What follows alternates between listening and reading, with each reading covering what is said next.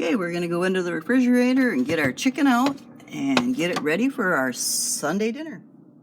Okay, and then I have my chicken prepared to put in the oven. So it's in one of my Beautiful by Drew Barrymore. It's one of her lines of, I don't know if this is a crock pot. I think it's marked underneath roaster, I want to say. I'll have it in the show notes.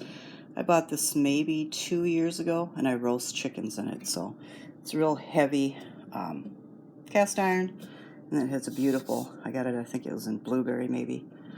And so it's one of my favorite roasters. It works really well. This isn't an ad or sponsored. I just I had never had new pots or pans, and I decided to invest in some, and I've never looked back. I basically wait until she introduces something that I don't have, and usually we try to find it on clearance, though they're not priced that high to begin with.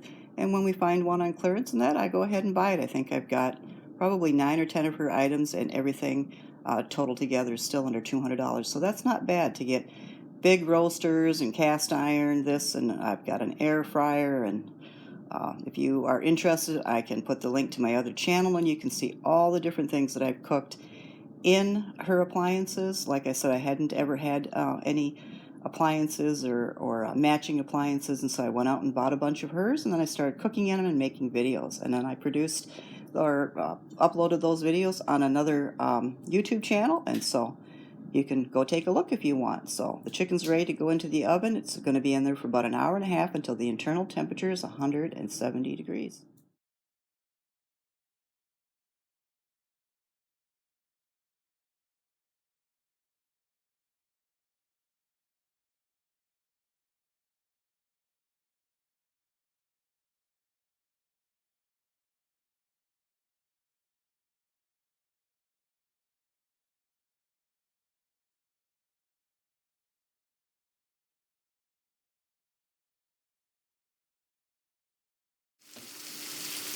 Okay, this is kind of a batch cooking day. So, you remember when you saw the package of pork chops in my grocery haul? There we have it. So we're going to do up some of those pork chops because I'm making a special meal for my husband. I'm going to give him a side of pork chops because the meal that I'm making doesn't have much meat in it.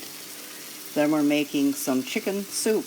It's that time of the year again, definitely that season. So I have cooked up or sauteed a little bit of onion and celery. Here's a special meal. It's called nasi. It's a special packet that we get from the Dutch store, and you put about a quarter cup of water in the packet together and start cooking it, and then you add either chunked up chicken or chunked up ham. One is we do bami and we do nasi, and I don't really follow the directions of what meat to add to what, or whether to use rice or whether to use rice or noodles. He likes either one of them, and he likes the seasoning packet, so we just kind of do whatever we have on hand at the time. And right now we have noodles, so we're going to use this packet, and we're going to put it in water, and we're going to cook it up with some ham chunks, and then we're going to take some elbow macaroni, and we're going to mix it all together and put a little plop of peanut butter. He likes peanut butter, and that's usually what's used in this dish, and then a pork chop on the side. So that is tonight's dinner. And here we have our chicken carcass going with some carrots. So basically, for the most part, this is all leftovers. We had leftover celery and onion from the holidays, so I'm using that up to make soup. We have those great big carrots that I bought, which are always good to use in soup stock. So here we are. So this is on our way to make the soup base or the soup stock, and then we will make homemade chicken soup with that. So we have the carcass in there with 4 cups of water and some carrots, and then I'll let that go for probably 4 to 6 hours, and then I will add some turmeric to it and let that go a little bit longer, and then I will take the carcass out and take any meat off of it that there is, and then I will add in the onions and the celery and start that nice base of the soup, and then we'll go from there. We add back in more chicken and more carrots, and he sometimes likes a little corn added in. And then when we finish it off, we can either have it with or without noodles. If we have it with noodles, we have elbow or egg noodles. So, and this will turn yellow as soon as I add the turmeric to it. It'll have a nice healthy yellow to it. The soup, that is, it doesn't matter if the broth has it or not. But this will go for 4 to 6 hours. Good homemade soup. The packet, of course, cost us money, but the ham that we're putting in it is ham from Christmas time. Like I said, leftover celery and onion. You saw me buy the pork chop, so that isn't leftover. Back here, we're going to have the noodles, and with the leftover ham, which is right across the kitchen. We've got it chunked up for the meal that I'm making for my husband. And then I'm going to be making a ham salad.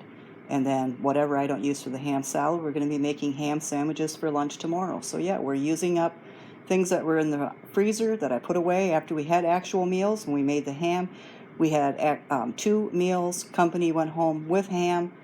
And then we had leftovers the following day, and I put everything else in the freezer. And now here we are. What was in the freezer is coming out, and we're making 2 or 3 more meals from that. So, you know, a $23 or $24 ham went a long ways. Same with the chicken. When I roasted the chicken, we had a roast chicken meal that day, mashed potatoes and a couple of vegetables, and then I took the meat off the bone. I put the carcass in the freezer, and then the meat that I took off the bone, I made chicken salad sandwich for my husband's lunch. We made some chicken, not chicken tacos, but we use wraps, so chicken wraps, chicken and lettuce and ranch dressing for wraps. And then we used the rest, whatever was left over, we just added to one of our salads during the week. So now we take the carcass out and we make soup from that, and that's soup for several meals, and then I freeze at least 2 bowls of it. So yeah, stretching things that, you know, a lot of times I get comments that the chicken costs, you know, $8 or $9. Well, I get, you know, 6 or 7 meals from it, so it doesn't really cost that much at all. It lasts for a long time. Same with the ham. I did get a comment that I could have gotten like a $5 or $6 ham at Aldi, but then that would have been 1 meal with maybe a small amount of leftovers. This way it's 6, 7, 8, 9 meals. So it's worth it. And then I do this batch cooking, and we get all these different meals cooked up, and that's how I spend my Saturday.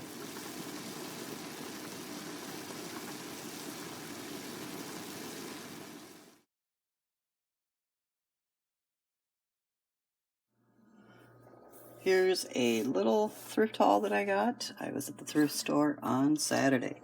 So I found the Foxfire Book of Appalachian Cookery, edited by Linda Garland Page and Elliot Wigington. There are several covers for it. This is the one that goes for the most on eBay.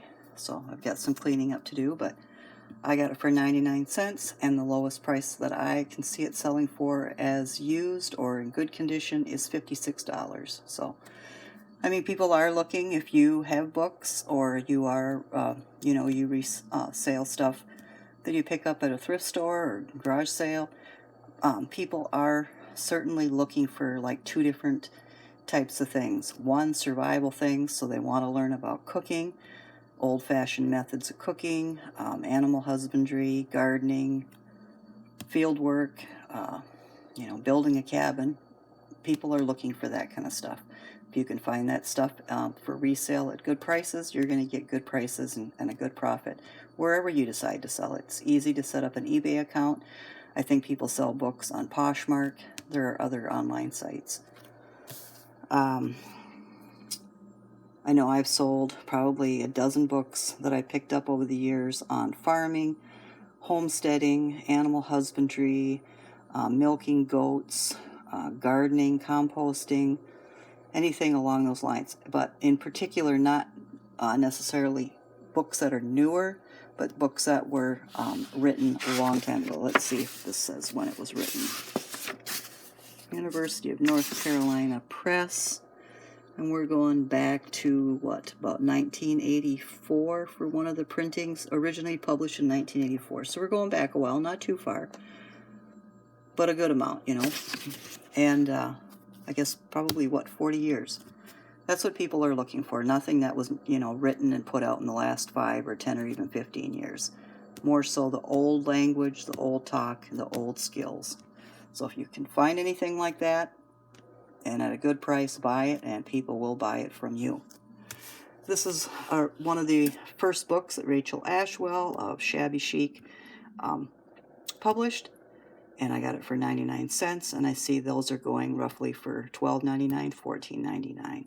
So, and that varies in price of anything. This book, she's very, very popular, has many books that have been written for a while there. Many, many people had her books. This is 1996, so a while ago. And she's one of my favorites, and I was glad to pick this up for 99 cents because I know she's a lot of other people's, and now I can pass that on to somebody at a reasonable price. I always pick up doilies. My husband goes into that section of Goodwill first because he likes lace, and then he always finds really nice doilies for me before I get there. So I love dresser scarves. I know that's a big thing right now. So again, if you are going to Goodwill or a thrift store or a garage sale, look for some of this cottagecore type stuff. Doilies and lace curtains and dresser scarves and crocheted pillowcases and stuff like that. I just sold not too long ago days of the week tea towels. I don't know if anyone remembers those, where they did Monday through Sunday, and then somebody they had like a stitching on them and that, and a different design for each day. I remember having those back in the 70s. I'm not sure when this set that I purchased for resale. I purchased it over 20 years ago, and I sold it for $159. So in a bidding war. So that kind of stuff. You can find some Afghans that are in some really pretty, vibrant spring colors or even fall colors. Anything, just put into Google cottagecore or granny or something like that, and you'll get up all this stuff that, in my case, my grandmothers and even my mother decorated their homes with. We had dresser scarves on every table surface, every